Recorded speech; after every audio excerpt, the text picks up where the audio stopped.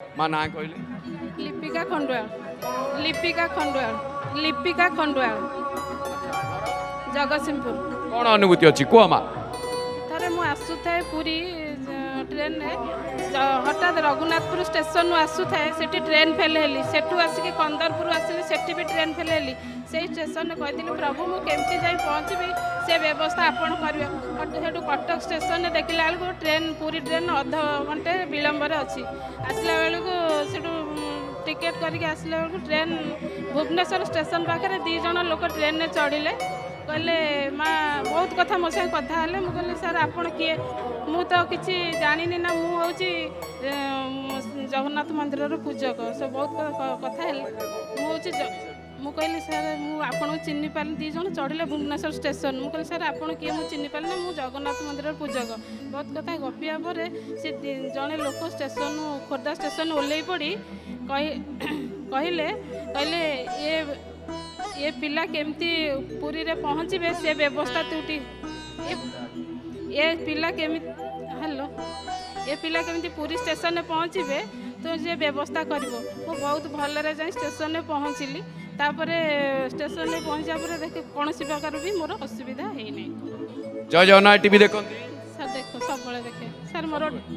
अनुरोध अच्छी गोटे सर मोर गोटे अनुरोध पिला मानू जे समस्त बुढ़ा बुढ़ी पिला बुढ़ा बुढ़ी मानू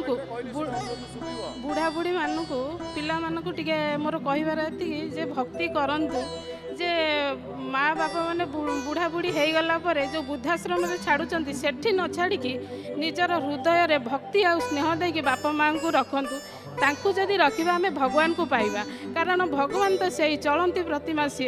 भगवान कहते बापा माँ को भक्ति कर गुरुजन मान को भक्ति कर ताले मते पाइबा मते पाइब जदि भगवान को पाइबा ताले बापा माँ गुरुजन मान को आम भक्ति करवा वृद्धाश्रम न छाड़ी आमर हृदय रे आम भक्ति आउ सम्मान सहकार गुरुजन मान भक्ति कर बापा माँ को वृद्धाश्रम न छाड़ी आम आम पाखे रखा मोर एति अनुरोध समाज को